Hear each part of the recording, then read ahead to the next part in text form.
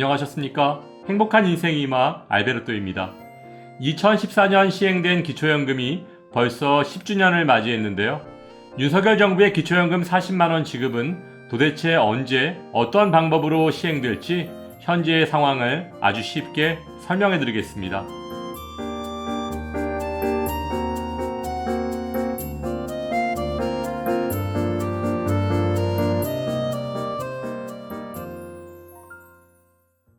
현재 대한민국이 처한 심각한 저출산, 고령화 등 급격한 인구 구조의 변화를 고려한다면 만 65세 이상 소득 하위 70%로 지급 대상을 고정해 놓은 현행 기초연금 제도를 계속 유지하는 것은 현실적으로 쉽지 않아 보이는 것이 사실인데요. 이는 급속한 노령화로 인한 전체 노인 인구 규모가 급속히 늘고 있기 때문이라고 할 수 있습니다. 2024년 현재 만 65세 이상 노인 약 700만 명에게 매달 최대 33만 4,810원을 지급하고 있는 기초연금의 1년 예산은 24조 4천억 원이고 이는 우리나라 복지 예산 중 가장 많은 금액인데요. 10년 전 기초연금을 처음 확대 시행했던 2014년 6조 9천억 원과 비교한다면 3.5배 급증한 수치입니다. 현재 우리나라는 올해 만 65세 이상 노인 인구 1,000만 명을 돌파하고 2025년에는 노인 인구 20%에 도달해서 초고령 사회에 진입할 것이 확실시되고 있는데요. 참고로 유엔에서는 만 65세 이상 노인 인구가 전체 인구에서 차지하는 비율이 7% 이상이면 고령화 사회, 14% 이상은 고령 사회, 20% 이상은 초고령 사회로 구분하고 있습니다. 이런 상황 속에서 기초연금 대상자를 현 상태로 유지한다면 2050년에는 전체 국민 3명 중 1명이 기초연금 수급자가 되고 그의 재정 지출은 지금보다 6배 정도 많은 146조 원에 달할 것으로 예상되고 있기 때문에 그만큼 기초연금 개혁이 시급하다는 얘기인데요. 그런데도 우리 사회는 기초연금을 두고 현행 구조를 그대로 유지하자는 쪽과 기초연금 수급 범위를 점진적으로 줄이자는 쪽으로 나뉘어 논쟁만을 거듭하고 있습니다. 실제로 지난 5월 막을 내린 제21대 국회의 연금개혁특별위원회 산하 공론화위원회의 전문가들조차 기초연금의 현행 유지와 대상 축소 두 가지 안을 놓고 팽팽하게 맞섰는데요. 야당인 민주당과 뜻을 같이 하는 노후소득보장 강화론 측은 국민연금의 급여 수준이 낮은 상황에서 기초연금을 줄이면 노인 빈곤이 더욱 심화될 것이라며 현행 구조에 대한 지지 입장을 고수하면서 기초연금은 국민연금의 소득 대체율을 60에서 40%로 떨어뜨리면서 생긴 보장성의 공백을 메우기 위해 도입됐는데 현재 노인 빈곤의 범위가 너무 넓고 국민연금의 수준이 너무 낮기 때문에 기초연금의 수급 범위를 줄여서 정말로 빈곤한 노인에게 집중해도 필요한 수준을 채워줄 수 없다고 주장했습니다.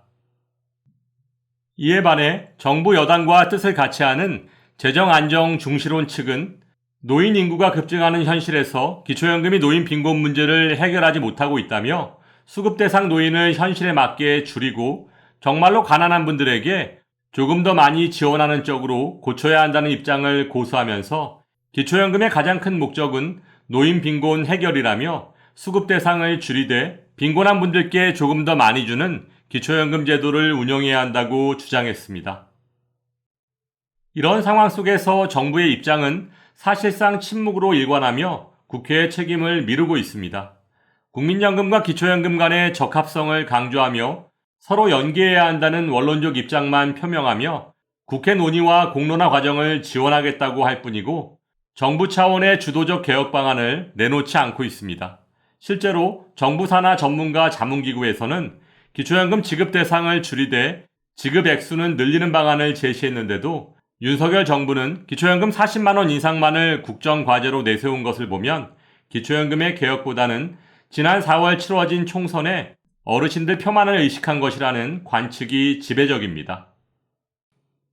또한 보건복지부에서는 여전히 높은 노인 빈곤율을 완화하려면 보장 수준을 높여야 한다는 당위성만을 외치고 있을 뿐 그렇다고 기초연금의 구체적인 인상 시기와 방법을 제시하지도 않고 있고 단지 국민연금과 연계한 구조개혁을 우선적으로 논의할 방침이라고만 언급한 상황인데요. 이렇게 소득보장을 주장하는 민주당과 재정 안정을 주장하는 국민의힘이 팽팽히 맞서고 있지만 정부는 어르신들의 눈치만 보며 사실상 침묵하고 있는 현재의 상황 속에서 최근 국회 예산정책처에서 발표한 기초연금의 경제적 효과에 대한 분석을 살펴보면 기초연금 지급에 따른 노인 가구 소비 증가 추정액이 총액의 71.5%에 이르고 있는 것으로 나타났습니다. 이는 기초연금 추가 예산이 10억 원 늘어도 그중 7조 1,500억은 국내 총생산, 즉 GDP를 증대시키고 세 수입에도 영향을 미칠 수 있다는 분석인데요. 따라서 연금의 재정 안정만을 주장하며 기초연금의 예산 증가를 최소화하려는 정부 여당에서는 이번 기초연금 지급의 소비 증가 효과 추정에 관한 국회 예산정책처의 분석 내용을 효과적으로 반영해야 할 것입니다. 여기서 기초연금의 경제적 효과를 좀 더 자세히 설명드리면 현재 소득 하위 70%에게 지급하고 있는 기초연금의 70% 이상이 어르신들의 소비 지출로 이어지고 있기 때문에 기초연금의 인상은 GDP 및 세수 증가에 긍정적인 영향을 미치고 있다는 분석입니다.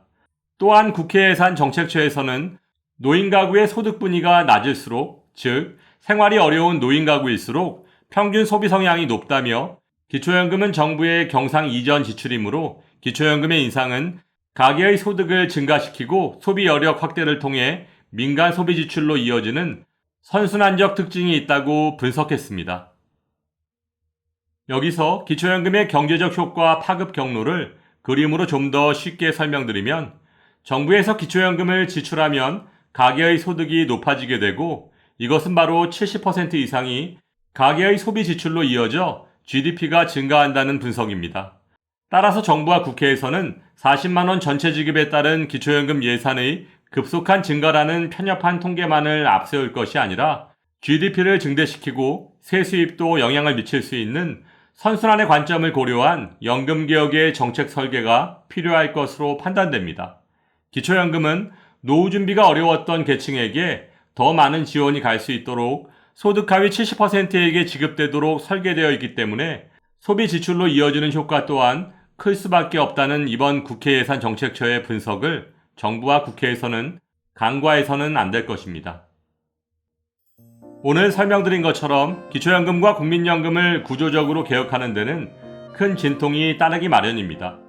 이는 사회 각계각층이 이해관계를 따지며 각자의 목소리를 낼 수 있는 권리와 의무를 지니고 있기 때문인데요. 지난 10여 년간 어느 정부도 국민연금과 기초연금의 구조개혁에 손을 대지 못한 것은 자칫 폭발할 수 있는 성난 민심이 두려웠기 때문일 텐데요. 이제 더 이상 손 놓고 있을 수 없는 상황이 되어버렸습니다. 그렇다면 정부에서 쓸 수 있는 복지 예산은 빠듯한데 출산율 감소와 초고령 사회를 살고 있는 대한민국의 어르신들을 위한 연금 정책은 과연 어떻게 개혁되어야 할까요? 먼저 국민연금과 기초연금과의 구조개혁의 논의가 신속하게 진행되어야 하고 기초연금의 지급 대상을 축소하고 그분들에게만 두텁게 지원하는 것 또한 결국엔 또 다른 갈라치기의 시작일 수밖에 없습니다. 따라서 현재 국회에서 논의 중인 연금개혁이 어르신들께서 원하시는 보편적 복지를 먼저 실행한 후 선택적 복지로 이어질 수 있기를 바라며 오늘도 알베르토가 어르신들의 행복한 인생 2막을 응원하겠습니다. 행복한 하루 되세요. 좋아요, 구독, 그리고 알림과 공유는 좋은 콘텐츠를 만드는 힘이 됩니다.